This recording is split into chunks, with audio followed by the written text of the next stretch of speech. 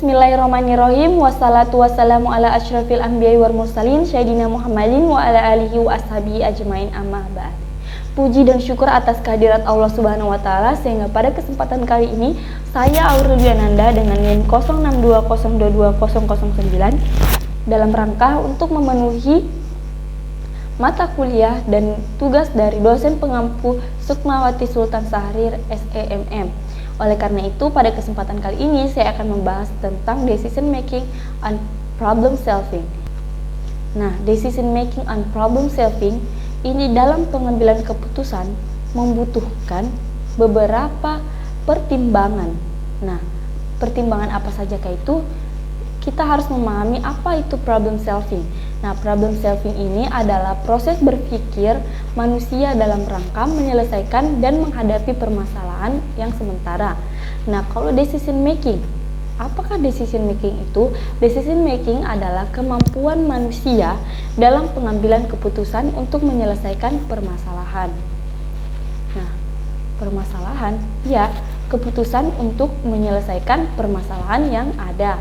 Nah, untuk itu, pada kesempatan kali ini kita akan mengidentifikasi, mengukur, dan mengelola resiko dalam pengambilan keputusan tersebut. Nah, pada kali ini kita membahasnya pengambilan keputusan bisnis ya. Dan untuk itu apa saja yang terlibat dan langkah-langkah seperti apa? Yang pertama yaitu identifikasi resiko. Kenali potensi resiko yang dapat mempengaruhi tujuan bisnis. Ini melibatkan pemahaman mendalam tentang lingkungan bisnis, peluang dan tantangan yang mungkin akan ada. Nah, yang kedua yaitu pengukuran. Pengukuran resiko, kuantifikasi resiko dengan mengukur dampak dan kemungkinan terjadinya masalah. Gunakan metode seperti analisis statistik, pemodelan, atau skala resiko untuk memahami konsekuensi potensial dari setiap resiko tersebut. Nah, yang ketiga yaitu analisis resiko. Di sini kita harus evaluasi resiko untuk menentukan tingkat kritisnya, tingkat tertinggi ya. Prioritaskan resiko berdasarkan dampaknya sehingga semuanya dapat dialokasikan dengan efektif dan dengan baik. Nah, yang keempat yaitu manajemen resiko. Kembangkan strategi yang ada untuk mengelola resiko sehingga resiko-resiko ini bisa dihindari dengan seperti mentransfer resiko kepada pihak ketiga, mengurangi resiko atau menerima resiko dengan pemahaman yang penuh. Nah, yang kelima ini adalah pemantauan dan pengendalian resiko. Lakukan pemantauan terus-menerus terhadap resiko dan terapkan kontrol yang sesuai.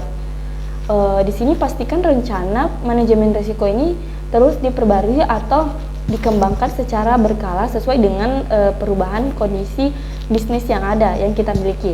Nah, yang keenam ini adalah komunikasikan resiko. Penting sekali untuk berkomunikasi secara efektif tentang resiko di semua tingkatan organisasi atau perkumpulan yang ada pada bisnis yang kita amati resikonya ya.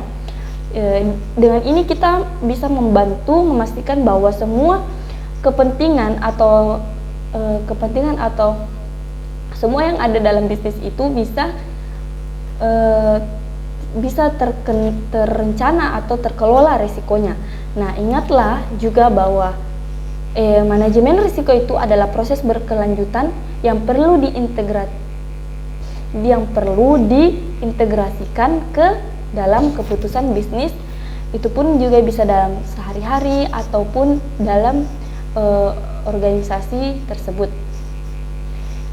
Nah, itulah tadi dari pembahasan saya mengenai decision making dan bagaimana cara mengidentifikasi, mengukur, mengelola, serta mengidentifikasi resiko untuk pengambilan keputusan dalam bisnis.